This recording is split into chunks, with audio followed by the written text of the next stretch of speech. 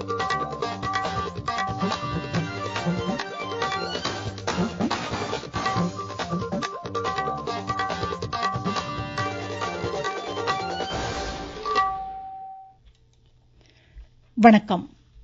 ஆகாஷவாணி மாநில செய்திகள் வாசிப்பவர் பிஸ்மி காலின்ஸ்.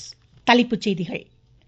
நாட்டு மக்களின் வாழ்க்கை தரத்தை மேம்படுத்திய தேசிய ஜனநாயக கூட்டணிக்கு மக்களின் பெரும் ஆதரவு உள்ளதாக பிஜேபி மூத்த தலைவரும் பிரதமருமான திரு நரேந்திரமோடி தெரிவித்துள்ளார். காங்கிரஸ் அங்கம் வகிக்கும் INDA கூட்டணிக்கு மகளிர் இடையே பெரும் ஆதரவு காணப்படுவதாக காங்கிரஸ் பொதுச் செயலாளர் திருமதி பிரியங்கா காந்தி கூறியுள்ளார்.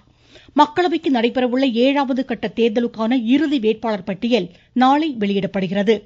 கோவை, தேனி, நீலகிரி, திண்டுக்கல், தென்காசி, கன்னியாகுமரி, திருநெல்வேலி மாவட்டங்களில் இன்று கன, அதி கனமழை பெய்யக்கூடும் என்று சென்னை வானிலை ஆய்வு மையம் தெரிவித்துள்ளது. தாய்லாந்து ஓபன் பேட்மிண்டன் ஆடவர் இரட்டையர் காலிறுதிக்கு முந்தைய சுற்றில் சிராக் ஷெட்டி, ராங்கிரெட்டி இணை சீன இணையை இன்று எதிர்கொள்கிறது. இனி விரிவான செய்திகள். நாட்டில் 5வது கட்டமாக 49 மக்களவை தொகுதிகளுக்கு வரும் 20ஆம் தேதி நடைபெறும் தேர்தலுக்கான பிரச்சாரம் நாளை மறுநாளுடன் முடிவடைய உள்ள நிலையில் அரசியல் கட்சி தலைவர்கள் தீவிர வாக்கு சேகரிப்பில் ஈடுபட்டுள்ளனர்.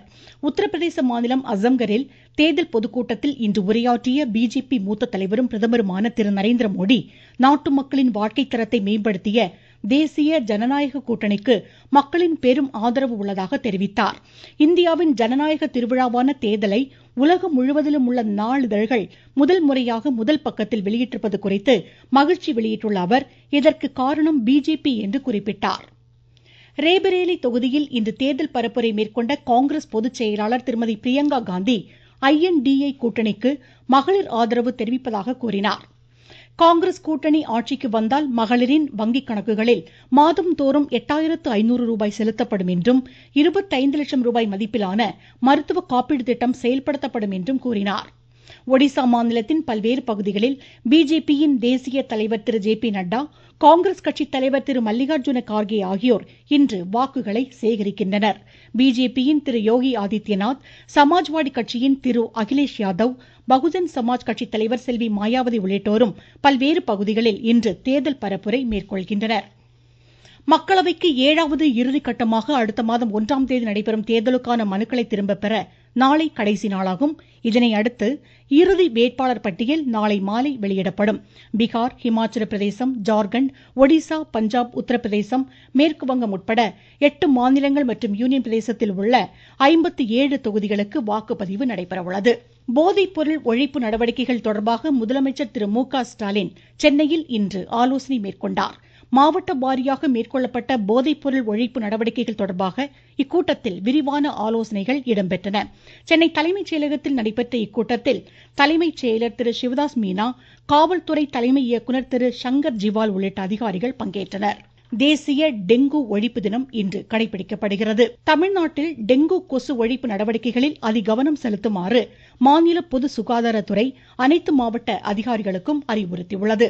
திருச்சியில் உள்ள பழமையான நிறுவனங்களை பார்வையிடுவதன் ஒரு பகுதியாக இன்று திருச்சி வானொலி நிலையத்தை மாவட்ட ஆட்சித்தலைவர் திரு மா பிரதீப்குமார் பார்வையிட்டார். திருச்சிராப்பள்ளி அகில இந்திய வானொலியின் 86வது நிறுவன நாள் இன்று கொண்டாடப்படுவதையொட்டி நேரலையில் நேயர்களுக்கு அவர் வாழ்த்து தெரிவித்தார். தொலைக்காட்சி அந்த விஷுவல் மீடியா வருவதற்கு முன்னாடி என்டர்டெயின்மெண்ட் அப்படின்னா இந்த ரேடியோ மட்டும்தான் இருந்திருக்கு. அது மட்டும் இல்லை, 85 ஆண்டுகளாக பிரிசர்வ் பண்ணி வைக்கக்கூடிய பெரும் தலைவர்களுடைய ஸ்பீச்சஸ் இப்ப நம்ம டிஜிட்டல் மீடியால நமக்கு அது கிடைக்குமாங்கிறதே தெரியல. அவ்வளோ ஒரு பொக்கிஷமான நிறைய பல விஷயங்கள் இந்த இன்ஸ்டிடியூஷன்ஸ்ல நீங்க வச்சிருக்கீங்க. திருச்சி சென்னை தேசிய நெடுஞ்சாலையில் மதுராந்தகம் அருகே இன்று அதிகாலை லாரி, தனியார் பேருந்து மற்றும் அரசு பேருந்து அடுத்தடுத்து மோதி விபத்திற்குள்ளானதில் தனியார் பேருந்தில் பயணம் செய்த 4 பேர் சம்பவ இடத்திலேயே உயிரிழந்தனர். காயமடைந்த 18 பேர் வாலாஜாபேட்டை அரசு தலைமை மருத்துவமனையில் அனுமதிக்கப்பட்டுள்ளனர். இவ்விபத்தில் உயிரிழந்தவர்களின் குடும்பத்தினருக்கு முதலமைச்சர் திரு MK ஸ்டாலின் ஆழ்ந்த இரங்கலை தெரிவித்துள்ளார். நீங்கள் கேட்டுக்கொண்டிருப்பது ஆகாஷவாணியின் மாநில செய்தி அறிக்கை. மன்னார் வளைகுடா, குமரிக்கடல் மற்றும் தென் தமிழக கடலோர பகுதிகளின் மேல் வளிமண்டல கீழடுக்கு சுழற்சி காரணமாக தமிழகத்தில் பரவலாக வரும் 20ஆம் தேதி வரை கனமழைக்கு வாய்ப்புள்ளதாக சென்னை வானிலை ஆய்வு மைய இயக்குநர் திரு செந்தாமரை கண்ணன் தெரிவித்துள்ளார். கோவை, தேனி, நீலகிரி, திண்டுக்கல், தென்காசி, கன்னியாகுமரி, திருநெல்வேலி மாவட்டங்களில் ஓரிரு இடங்களில் இன்று கன, அதி கனமழை பெய்யக்கூடும் என்றும் இம்மையம் கூறியுள்ளது. தூத்துக்குடி, விருதுநகர், மதுரை, திருப்பூர், ஈரோடு மாவட்டங்களில் கன, மிக கனமழையும், ராமநாதபுரம், சிவகங்கை, புதுக்கோட்டை, தஞ்சை, திருவாரூர், நாகை, கடலூர், சேலம், திருப்பத்தூர், நாமக்கல், கிருஷ்ணகிரி, கரூர், திருச்சி மாவட்டங்களில் இன்று கனமழை பெய்யக்கூடும் என்றும் தெரிவிக்கப்பட்டுள்ளது. தமிழகம், புதுவை மற்றும் காரைக்கால் பகுதிகளில் அடுத்த 5 நாட்களுக்கு அநேக இடங்களில் இடி மின்னலுடன் கூடிய லேசானது முதல் மிதமான வரை மழைக்கு வாய்ப்புள்ளது. கனமழையை பொறுத்தவரை அடுத்த 24 மணி நேரத்தில் தென் தமிழக மாவட்டங்கள், டெல்டா மாவட்டங்களில் ஓரிரு இடங்களில் கன முதல் மிக கனமழையும், ராமநாதபுரம், புதுக்கோட்டை, தஞ்சை உள்ளிட்ட மாவட்டங்களில் ஓரிரு இடங்களில் அதி கனமழைக்கும் வாய்ப்புள்ளது. மேலும் 17ஆம் தேதி முதல் 19ஆம் தேதி வரை மேற்கு தொடர்ச்சி மலை மாவட்டங்கள், தென் மாவட்டங்கள் மற்றும் டெல்டா மாவட்டங்களில் ஓரிரு இடங்களில் கனமழையும், மேற்கு தொடர்ச்சி மலை மாவட்டங்களில் ஓரிரு இடங்களில் மிக கனமழைக்கும் வாய்ப்புள்ளது. குமரிக்கடல், மன்னார் வளைகுடா, தென் தமிழக கடலோர பகுதிகள், தென்மேற்கு வங்கக்கடல் பகுதிகளில் பலத்த சூறாவளி காற்று வீசக்கூடும் என்பதால் மீனவர்கள் அடுத்த 5 நாட்களுக்கு இதற்குட்பட்ட பகுதிகளுக்கு செல்ல வேண்டாம் என அறிவுறுத்தப்பட்டுள்ளனர். இந்நிலையில் செங்கல்பட்டு மாவட்டத்தில் பரவலாக பெய்த மழையால் மாமல்லபுரத்தில் தரையில் சாய்ந்த பழமையான மரத்தை பேரூராட்சி ஊழியர்கள் அப்புறப்படுத்தி போக்குவரத்தை சரி செய்தனர். திண்டுக்கல் மாவட்டம் வத்தலகுண்டில் கனமழையால் சாலைகளில் வெள்ளம் பெருக்கெடுத்து ஓடியது. மிக கனமழை எச்சரிக்கை விடுக்கப்பட்டுள்ள விருதுநகர், தேனி, கன்னியாகுமரி உள்ளிட்ட மாவட்டங்களில் மாவட்ட நிர்வாகம் சார்பில் முன்னெச்சரிக்கை நடவடிக்கைகள் முடுக்கிவிடப்பட்டுள்ளன. கன்னியாகுமரி மாவட்டத்தில் பொதுமக்கள் நீர்நிலைகள், கடற்கரை அருகே செல்ல வேண்டாம் என ஆட்சித்தலைவர் திரு ஸ்ரீதர் அறிவுறுத்தியுள்ளார். கடல் கொந்தளிப்புடன் காணப்படும் என்பதால் கடலில் குளிக்க வேண்டாம் என்றும் அவர் எச்சரித்துள்ளார். காஞ்சிபுரம் மற்றும் அதன் சுற்றுப்புற பகுதிகளில் குளிர்ந்த காற்றுடன் இன்று காலை முதல் மழை பெய்து வருவதால் பொதுமக்கள் மகிழ்ச்சி அடைந்துள்ளனர். கரூர் மாவட்டம் அரவக்குறிச்சி, பள்ளப்பட்டி சுற்றுவட்டார பகுதிகளில் கனமழையால் தாழ்வான பகுதிகளில் வீடுகளுக்குள் மழை நீர் புகுந்தது. நாகை மாவட்டத்தில் இன்று காலை முதல் மழை பெய்து வரும் நிலையில் கோடை உழவினை மேற்கொண்டு மண் பதப்படுத்துவதற்கு உகந்ததாக இம்மழை இருப்பதாக விவசாயிகள் மகிழ்ச்சி வெளியிட்டுள்ளனர். மன்னார்குடி, பட்டுக்கோட்டை பகுதிகளில் அதிக மழை பதிவானது. கள்ளக்குறிச்சி, திருவள்ளூர் மாவட்டம் திருத்தணி உட்பட பல்வேறு இடங்களில் மிதமான மழை பெய்ததால் வெப்பம் தணிந்து பொதுமக்கள் மகிழ்ச்சி அடைந்துள்ளனர். தேனி மாவட்டம் வைகை அணையிலிருந்து சிவகங்கை மாவட்ட பூர்வீக பாசனத்திற்காக 1500 கன அடி வீதம் இன்று முதல் தண்ணீர் திறக்கப்பட்டுள்ளதாக எமது செய்தியாளர் தெரிவிக்கிறார். வைகை அணையிலிருந்து இன்று முதல் வரும் 19ஆம் தேதி வரை சிவகங்கை மாவட்டத்தில் உள்ள பூர்வீக பாசன பகுதி 2க்கு 376 மில்லியன் கன அடி தண்ணீர் திறக்கப்பட உள்ளது. முதல் கட்டமாக இன்று காலை வினாடிக்கு 1500 கன அடி தண்ணீர் சிறிய மதகுகள் வழியாக திறக்கப்பட்டது. முன்னதாக அபாய ஒளி எச்சரிக்கை 3 முறை எழுப்பப்பட்டது. வைகை அணையில் இருந்து திறக்கப்படும் நீர் தேனி, திண்டுக்கல், மதுரை வழியாக சிவகங்கை மாவட்டத்திற்கு செல்வதால் கரையோர பகுதி மக்கள் பாதுகாப்பாக இருக்குமாறு நீர்வளத்துறையினர் எச்சரிக்கை விடுத்துள்ளனர். தேனியிலிருந்து ராஜ்குமார். பெரம்பலூர் மாவட்டத்தில் சிறந்த தொழில் முனைவோர் விருது பெற தகுதியுடையவர்கள் வரும் 20ஆம் தேதிக்குள் விண்ணப்பிக்கலாம் என்று ஆட்சித்தலைவர் திருமதி கற்பகம் தெரிவித்துள்ளார். மயிலாடுதுறை மாவட்டத்தில் அனைத்து வகை மீன்பிடி விசைப்படகுகள் வரும் 28ஆம் தேதியும், நாட்டுப்படகுகள் வரும் ஜூன் 13ஆம் தேதியும் மீனவர் நலத்துறை அலுவலர்களால் ஆய்வு செய்யப்பட உள்ளதாக எமது செய்தியாளர் தெரிவிக்கிறார்.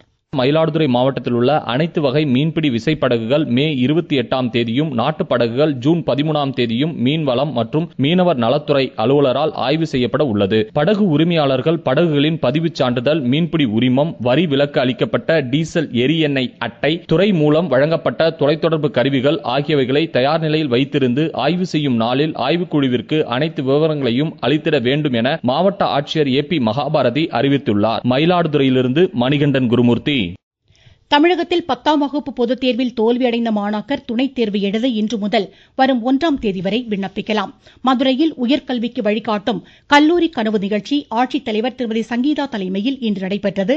பள்ளி மாணாக்கருக்கு உயர்கல்விக்கான வழிகாட்டுதல் குறித்து கல்வியாளர்களும் பல்துறை நிபுணர்களும் எடுத்துரைத்தனர். கன்னியாகுமரி மாவட்டம் சுசீந்திரம் அருள்மிகு தானுமாலிய சுவாமி திருக்கோவில் சித்திரை பெருவிழா திருத்தேரோட்டம் இன்று வெகு விமரிசையாக நடைபெற்றது.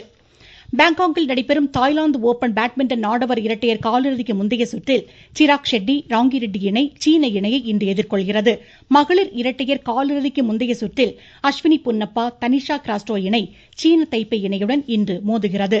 IPL 2020 கிரிக்கெட் போட்டியில் ஹைதராபாத்தில் இன்றிரவு 7:30 மணிக்கு சன்ரைசர்ஸ் ஹைதராபாத் குஜராத் டைட்டன்ஸை எதிர்கொள்கிறது. மீண்டும் தலைப்புச் செய்திகள். நாட்டு மக்களின் வாழ்க்கை தரத்தை மேம்படுத்திய தேசிய ஜனநாயக கூட்டணிக்கு மக்களின் பெரும் ஆதரவு உள்ளதாக பிஜேபி மூத்த தலைவரும் பிரதமருமான திரு நரேந்திர மோடி தெரிவித்துள்ளார். காங்கிரஸ் அங்கம் வகிக்கும் INDA கூட்டணிக்கு மகளிர் இடையே பெரும் ஆதரவு காணப்படுவதாக காங்கிரஸ் பொதுச் செயலாளர் திருமதி பிரியங்கா காந்தி கூறியுள்ளார். மக்களவைக்கு நடைபெறவுள்ள 7வது கட்ட தேர்தலுக்கான இறுதி வேட்பாளர் பட்டியல் நாளை வெளியிடப்படுகிறது. கோவை, தேனி, நீலகிரி, திண்டுக்கல், தென்காசி, கன்னியாகுமரி, திருநெல்வேலி மாவட்டங்களில் இன்று அதி கனமழை பெய்யக்கூடும் என்று சென்னை வானிலை ஆய்வு மையம் தெரிவித்துள்ளது. தாய்லாந்து ஓபன் பேட்மிண்டன் ஆடவர் இரட்டையர் காலிறுதிக்கு முந்தைய சுற்றில் சிராக் ஷெட்டி, ராங்கிரெட்டி இணை சீன இணையை இன்று எதிர்கொள்கிறது. இத்துடன் இந்த செய்தியறிக்கை முடிவடைந்தது.